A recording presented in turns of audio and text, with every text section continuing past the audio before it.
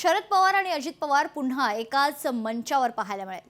Vasantdada sugar इन्स्टिट्यूटची वार्षिक सर्वसाधारण सभा 29 डिसेंबरला होणार आहे आणि या होणाऱ्या सभेला काका पुतणे पुन्हा एकदा एकत्र येणार असल्याची माहिती आहे।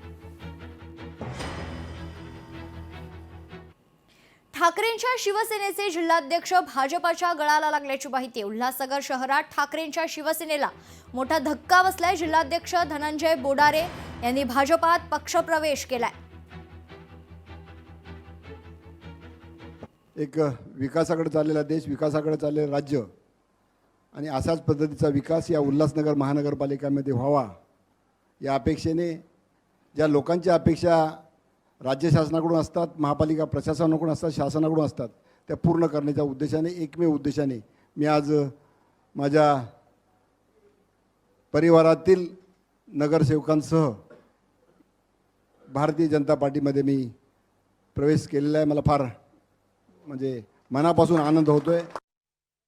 ब्रेक नंतर एक महत्त्वाची बातमी समोर येते। सिडकोकडून लाडक्या कंत्राटदारासाठी नियमांची मोडतोड करण्यात आली आहे। कंत्राटदाराला टेंडर मिळवून देण्यासाठी नियमबाह्य काम खरंतर सिडको करते। सिडको व्यवस्थापकीय संचालक प्रशासनाचं मात्र मौन पाहायला मिळते। व्यवस्थापकीय संचालक प्रशासनाकडून माहिती का लपवली जाते असा सवाल आता उपस्थित होतोय। लोकशाही मराठीकडून सातत्यानं या घोटाळ्याचा पाठपुरावा केला जातोय। अनियमिततेविरोधात लोकशाही मराठी आवाज उठवतच राहणार आहे। सिडको टेंडर घोटाळा प्रकरणात महापालिकेच्या निमित्तानं भाजप, शिवसेना, मनसे, ठाकरे गट यांच्या युतीच्या आणि जागा वाटपाच्या जोर बैठका सुरू आहेत।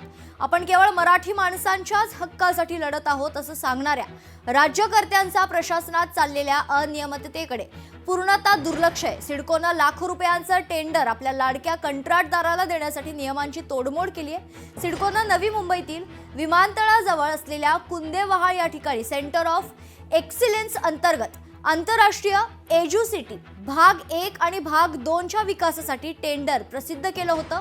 पहिली टेंडर प्रक्रिया कोणतेही कारण न देता सिडकोनं रद्द केली।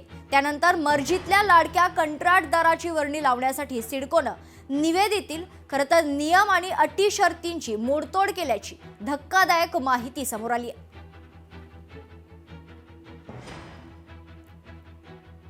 महत्त्वाची बातमी आपण बघतोय।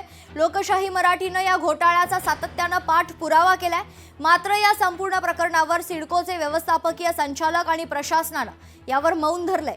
याबाबत वारंवार सिडकोशी संपर्क साधण्याचा प्रयत्न करूनही सिडकोनं त्यांचे स्पष्टीकरण दिलेलं नाहीये। विकास कामांसाठी दिल्या जाणाऱ्या निधीत जनतेचा पैसा खर्च होत असतो, त्याबाबतची माहिती सार्वजनिक करणं प्रशासनाला बंधनकारक असताना सिडको या निविदेबाबतची माहिती का आणि कोणाच्या दबावाखाली खरी माहिती लपवत आहे असा सवाल देखील त्या निमित्तानं उपस्थित होतोय।